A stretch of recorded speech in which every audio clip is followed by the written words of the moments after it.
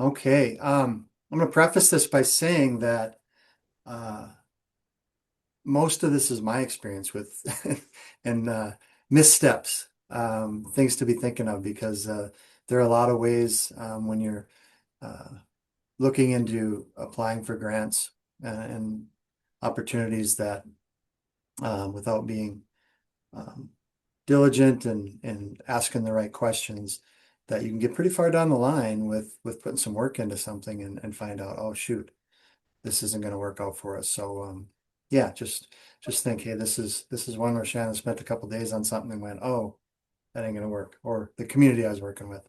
But hopefully this can help overcome some of those issues because that's the last thing we want. We want to encourage you. This sounds it isn't meant to scare you off from applying. That the whole purpose of this is to really encourage people to apply for funding opportunities, but um, also be thinking along the way, what kind of questions um, should we be asking ourselves? Uh, so where do we begin with this process? Well, a few of those questions that you should be asking before you jump right in is number one is our community indeed eligible? And um, we were just in the grants library with Molly looking through that. And we're going to look at a couple specific ones um, after these few slides to locate this, but it's usually pretty prominent within the RFP or the notification that here are the eligibility. Read them very carefully. Does the language that they're speaking to match what the project that you have in mind for your community? If there's any sort of doubt in that, by all means, reach out to the organization that's the funder and clarify that before you get too far down the line. That can really help you out if making sure that you're eligible first off. Next to me is the deadlines. Is this feasible based on deadlines that we have? For instance, we're going to jump into solar for schools, and the first deadline is March 2nd. Well, that may not be feasible when we're sitting here in February 27th. Happily, there's going to be another round coming. So are there in fact multiple steps to this? Is there some sort of letter of interest or some sort of early on assessment that needs to be done? That's maybe a low threshold for entry, that sort of thing, where you can find out more information without spending many, many hours on it. And that's really a good thing, but know what that is and know what those steps involve. Next, in many cases, um, larger grants for sure require a resolution from the jurisdiction, whether it be the city or the county or what have you. So is there going to be time to get this through council? A lot of times they need a working session to discuss it. And then maybe if they only meet once or twice a month, you could be looking at a month, 6 weeks before a resolution, can be passed. So just consider that too in when you're looking at timelines and deadlines, because that is one where I've seen a community being really fired up and saying, well, we're going to get this resolution passed. And um, in the end, they ran out of time to get that done. And that was a requirement for application. So think of all the deadlines that might be applicable. Another one that's a really big one that we all tend to maybe overlook or over promise ourselves is, do we in fact have the capacity to meet these deadlines? Who's going to write this? Who's going to do most of the data collection? Um, what other urgent timelines are coming up? Is it something going on, let's say in the city that the next 6 weeks we're going to be swamped with this particular project, and the deadline for this is 8 weeks out? Well, that really leaves us 2 weeks. We need to think of all those things. Will some of our key members be out of the office for an extended time? So you might be leading this charge, but you really need the finance director to do some work to make sure that the right information is available. And the finance director is taking a trip to Mexico for 2 weeks, right in the middle of that. And is that going to work for that person? Is it going to work to meet your deadlines? So those are all things we should be asking ourselves in the beginning. Um, this is the one the elected officials will be asking. What are the matching requirements? Is it in kind? Is it our time? Is there a cash match? Um, is it a reimbursement-based grant? We're going to have to outlay, $500,000. We're going to get most of it back, but in the meantime, we're going to have to float that. Do we have a policy in place that restricts us from doing that? Are there restrictions that federal funding and we can't match other federal funds with it? Um, does in-kind effort from the staff or other community members count? Those are all really important things that will be needed to write a successful grant, and should understand those up front. When it comes to in-kind, it's important to be honest about it and accurate, I guess, more so than honest. But if you're counting on a community group for in-kind effort and counting that, we should really have some sort of MOU saying they're willing to contribute these hours. Other resources that are available, technical assistance. Molly kind of took us through that tab in the grants library, and that's really important. And most agencies will have, whether it's a webinar or some other sort of assistance, absolutely take advantage of all those opportunities that exist. Even if you're a really savvy grant writer, take advantage of those things because things change too. Some of the requirements change, timelines change, those kind of things. It's definitely good to use that.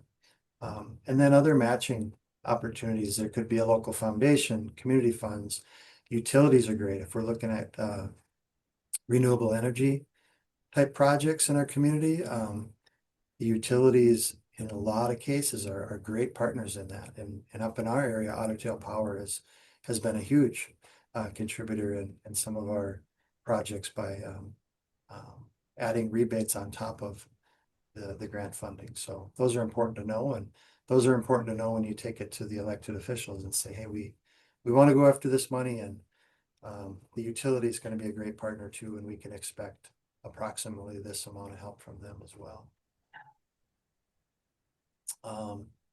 What information is needed to be actually successful in the application? So we want to do a housing project, but our housing study is 15 years old. That probably isn't going to fly, right, with Minnesota housing.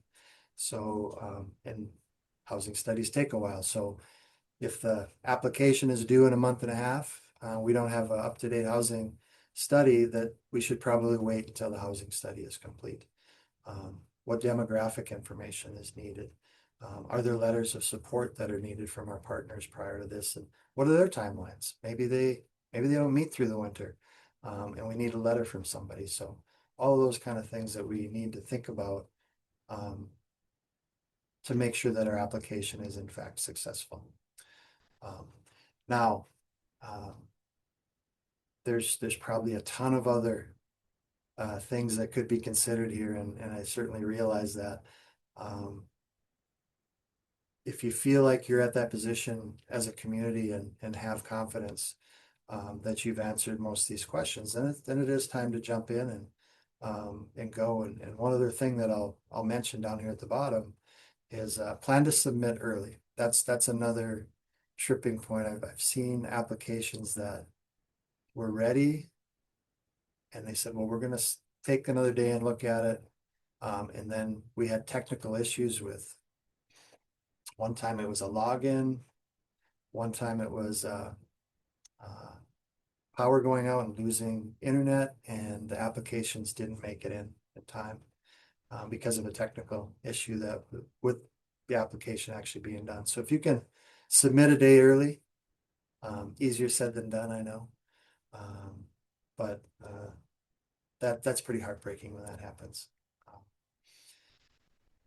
So I don't want to take all the time because we do want to workshop this.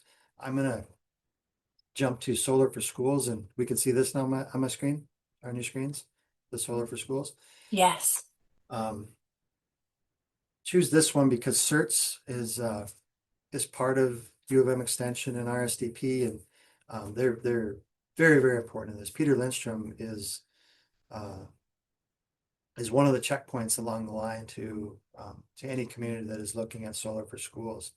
And communities, again, they should use that technical expertise and help whenever they can. But you jump on the main page and read thoroughly about the program. And right down here at the bottom, you'll see, hey, the readiness assessment is due on March 2nd. Ooh, that'd be tight. Now I know from personal experience that's a really quick process, but you might not be able to get a meeting set with Peter in time for that to make that happen. So that would make you maybe think twice about applying. But then click on learn more and see what it's all about. Eligibility, we talked about that right off the get-go. And this is for schools, of course. But you can click on there and find out and scroll down and find out if your school is there. That answers that question right away. Really, really important to make sure that happens. What about this readiness assessment? Well, here it is. All of your everything you need is over here on the side. So just take your time, read through things carefully, and make sure that if there's some sticking point with a deadline or eligibility, and if there's any sort of question that you're gonna look into it. The other thing I'll point out is frequently asked questions is a really important tab. Other people have made the same or had the same questions or made the same mistakes, and there's no sense replicating those struggles. So I think it's really important to if there's a frequently asked questions button that you get in there and at least look through some of that. Those are some hints of that. I'll jump over to small cities. Now the small cities development program is through Minnesota DEED, and I think a lot of cities have already done this. Sometimes they contract this out, which makes it definitely easier. But if you were going to try to jump on this yourself, you would start once you get to the page, go right to eligibility, and well, even before that, look at what are they trying to accomplish with this grant? Trying to benefit people with low and moderate income, eliminate slum and blight conditions, and eliminate an urgent threat to public health or safety. So that's the spirit in which this program came to be, and it's important to know that.